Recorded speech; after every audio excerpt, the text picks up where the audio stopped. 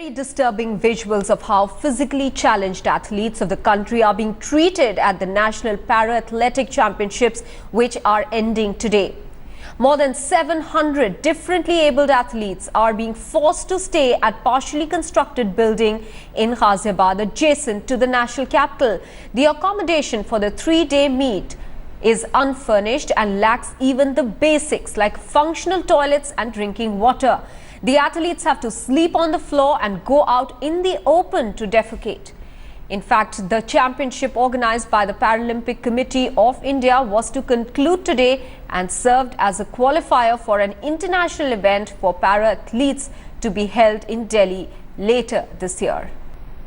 Sports Minister Sarbanand Sonowal has tweeted on the issue saying, and I quote, "Well-being of all athletes is a priority for us. Differently abled athletes and their well-being is a priority for us.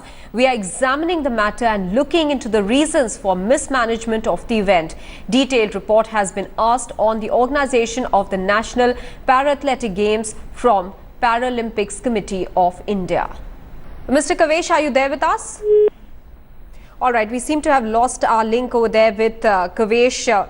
Probably at this point, many of the people in the authority do not want to answer questions clearly after the sort of shabby treatment that was meted out to the athletes. And despite such bad behavior, the lack of basic amenities also being provided to these athletes, we expect them to perform fabulously well at international fora. Right, you can clearly see that no proper toilets for these athletes. There is no water in the bathrooms.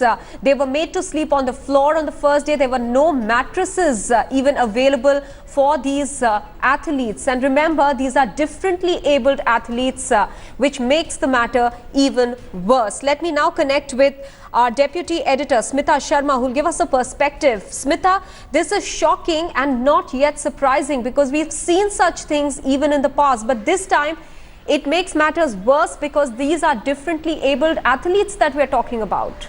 Absolutely, Maha. This is nothing but a horrific nightmare. And in fact, you know, what is even more shameful is really the attitude of these officials. You were trying to connect to Mr. Kavesh on phone. And if I'm not mistaken, in fact, we were playing out his reactions in Hindi, or the president, in fact, of the National Paralympics Committee, who even while he was insisting कि मैं blame game नहीं करना चाहता हूँ, but actually kept on passing the ball, you know, saying that how it is actually a consortium of around 17 federations, including the Paralympics Athletics Federation, which in fact he was actually blaming for this misorganizing. And what I cannot figure out is, even when he went on to say that, look, maybe the number of athletes actually far exceeded the number expected.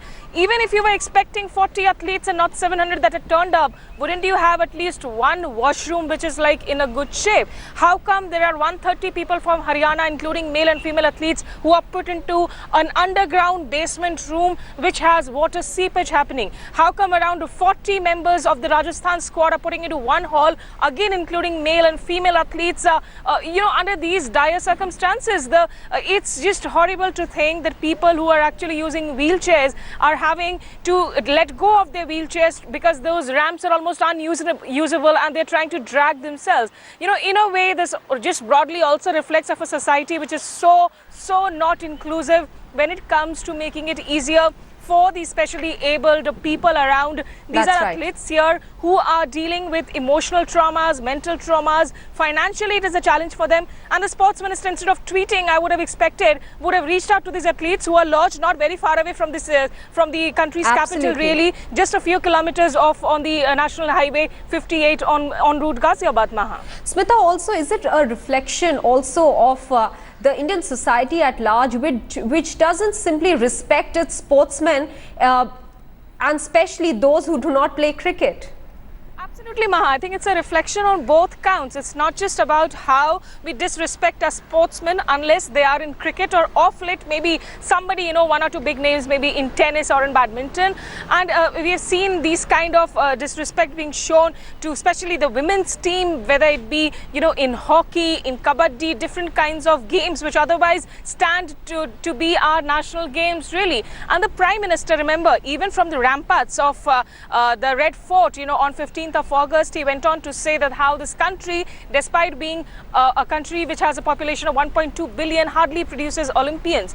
Forget about Olympians, you know, even when you look at the attitude towards our these Paralympic athletes, you know, who need greater support, who don't need our sympathy really. But what is the message that we are sending out here, Maha?